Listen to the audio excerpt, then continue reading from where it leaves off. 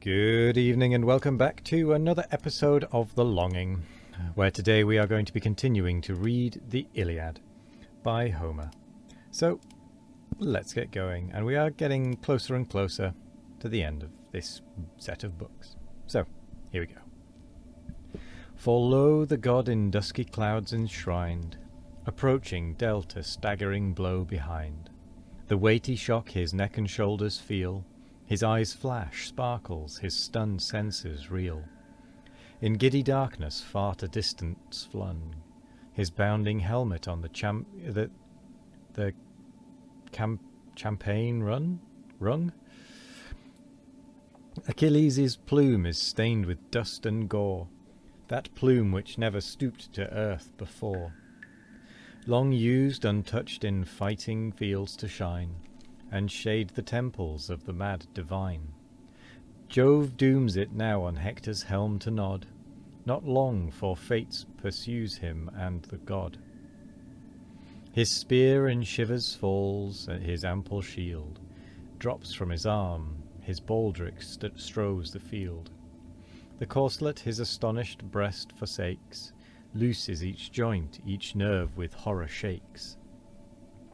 Stupid he stares, and all assistless stands, such is the force of more than mortal hands. A Dardan youth there was, well known to fame, from Panthus sprung, Euphorbus was his name, famed for the manage of the foaming horse, skilled in the dart and matchless in the course. Full 20 nights he tumbled from the car, while yet he learned his rudiments of war. His venturous spear first drew the hero's gore, he struck, he wounded, but he durst no more. Nor through disarmed Patroclus's fury stood, but swift withdrew the long protended wood, and turned him short and herded in the crowd, thus by an arm divine and mortal spear. Wounded at once, Patroclus yields to fear, retires for succour to his social train, and flies the fate which heaven decreed in vain. Stern Hector, as the bleeding chief he views, breaks through the ranks, and his retreat pursues. The lance arrests him with a mortal wound, he falls, earth thunders, and his arms resound. With him all Greece was sunk, that moment all her yet surviving heroes seemed to fall. So scorched with heat along the desert score, the roaming lion meets a bristly boar. Fast by the spring they both dispute the flood, with flaming eyes and jaws besmeared with blood. At length the sovereign savage wins the strife, and the torn boar resigns his thirst and life. Patroclus thus, so many chiefs o'erthrown, so many lives effused, expires his own. As dying now at Hector's feet he lies, he sternly views him and triumphant cries. Lie there, Patroclus, and with thee the joy, thy pride once promised of subverting Troy, the fancied scenes of Ilion wrapped in flames, and thy soft pleasures served with captive dames.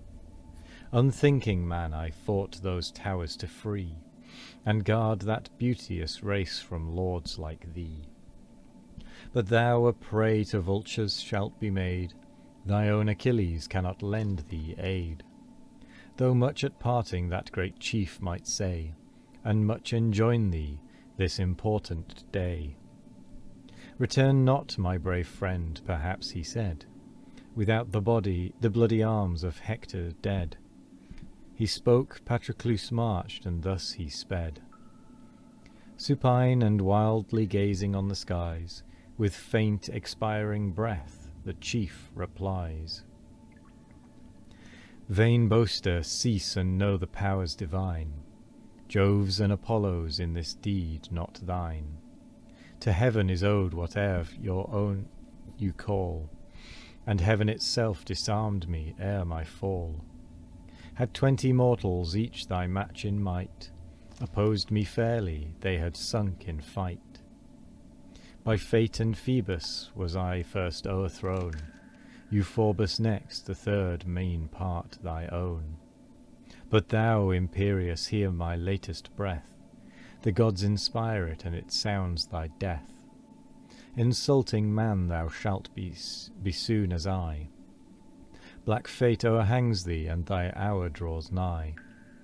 Even now, on life's last verge, I see thee stand. I see thee fall, and by Achilles' hand. He faints, the soul unwilling wings her way.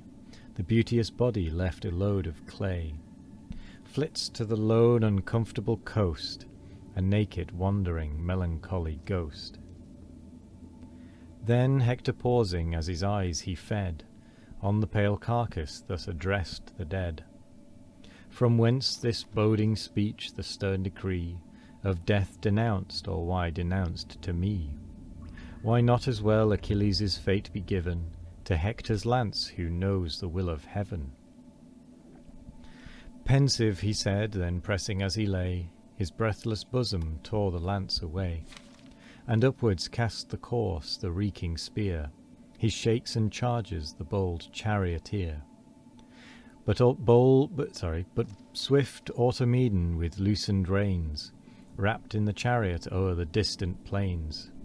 Far from his rage the immortal coursers drove. The immortal coursers were the gift of Jove. I don't know how to say this one. Scolappius. Book 17. Argument. The seventh battle for the body of Patroclus. The acts of Menelaus. Menelaus, upon the death of Patroclus, defends his body from the enemy. Euphorbus, who attempts it, is slain. Hector advancing, Menelaus retires, but soon returns with Ajax and drives him off. This Glaucus objects to Hector as a flight, who thereupon puts on the armour he had won from Patroclus, and renews the battle. The Greeks give way till Ajax rallies them. Aeneas sustains the Trojans. Aeneas and Hector attempt the chariot of Achilles, which is borne off by Automedon. The horses of Achilles deplore the loss of Patroclus. Jupiter covers his body with a thick darkness, the noble prayer of Ajax on that occasion. Menelaus sends Antilochus to Achilles with the news of Patroclus's death, then returns to the fight where, though attacked with the utmost fury, he and Meriones, assisted by the Ajaces, bear off the body to the ships. The time is the evening of the 28th day.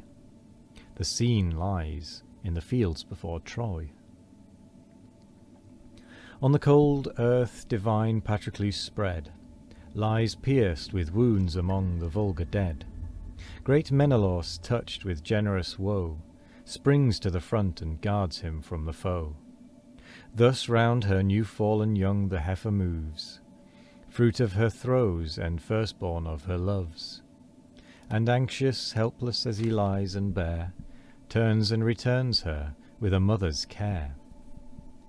Opposed to each that near the carcass came, his broad shield glimmers and his lances flame. The son of Panthus, skilled the dart to send, eyes the dead hero and insults the friend. This hand Atrides laid Patroclus low, warrior desist nor tempt an equal blow. To me the spoils my prowess won resign, depart with life, and leave the glory mine. And with that, we're not going to have time for another page. But that is fine, we're still making reasonable progress. One thing I did actually realise the other day is that if we keep going for another 200 days, excuse me, if we keep going for another 200 days, we're going to hit 1,000 days of this, which, quite frankly, I haven't planned for, which means essentially that the thumbnail that I've already had going for the last 800 days is going to need to change, because we only have space for 3 digits, because I was not expecting it to go on this long. So I'm going to have to think about that and whether we actually just finish at 999 or we roll over and go to 1,000, into the thousands. So I never thought I'd have that to deal with, but we've got some time to think it out. But anyway, thank you very much for joining today. I hope you all have a wonderful morning, evening, afternoon, or night. No matter what time of day it is, I hope you all have a wonderful one of it. And as always, we will be back tomorrow for more of The Longing. Goodbye.